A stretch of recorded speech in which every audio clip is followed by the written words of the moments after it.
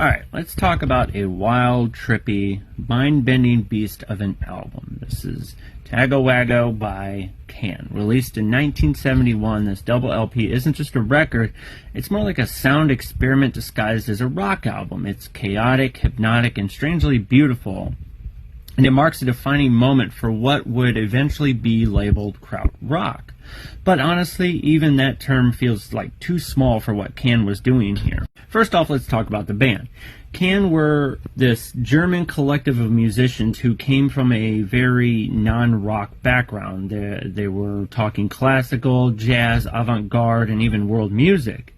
I mean, you've got Holger on bass and tape manipulation, Jackie on drums, a literal human metronome, Erman on keys and electronics, Michael on guitar, and of course the enigmatic,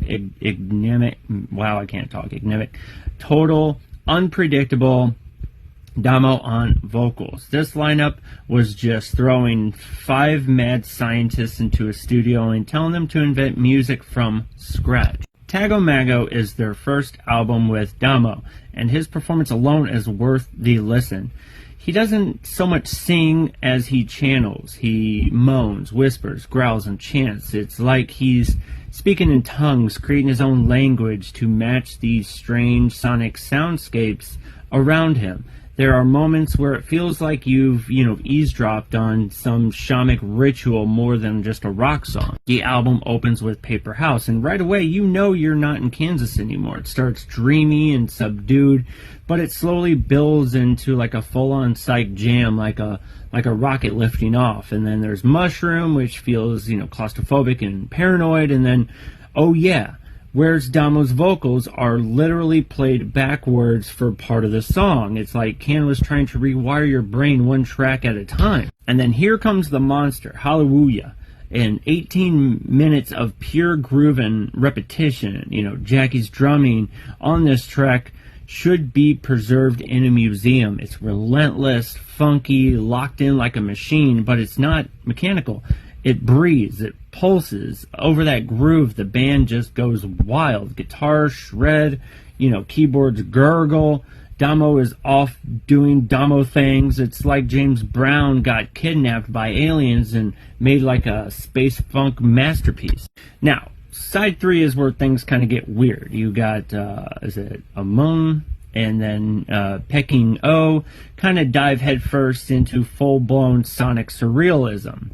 These aren't songs in the traditional sense. They're abstract soundscapes, echoes, screams, cut-up tape loops, noise, silence. It's like walking through someone else's sort of fever dream. For some listeners, this is where the album kind of loses them, but for others, this is where Tago Mago becomes something truly transcendent. It's Can saying, yeah, we could stick to the grooves, but we'd rather kind of dismantle your reality. The final track, Bring Me Coffee or Tea, gently brings you back to earth, kind of. It's like a little jazzy, a little off-kilter, and it ends the record, kind of with a wink rather than a bang.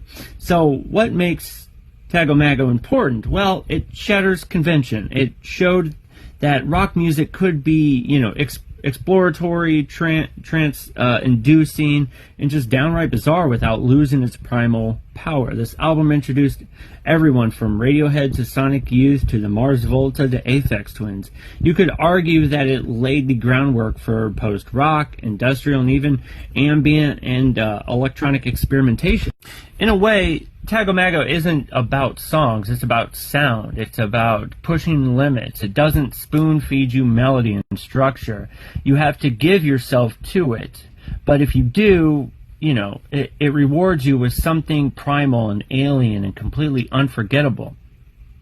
It's not for everyone. It's the kind of point, but if you're willing to step into the labyrinth, Tago Mago is waiting, and it's got some very strange, very hypnotic things to show you. So if you haven't listened to this album, dude, check it out. It's wild. It's amazing. I love it. Check it out. Let me know what you think.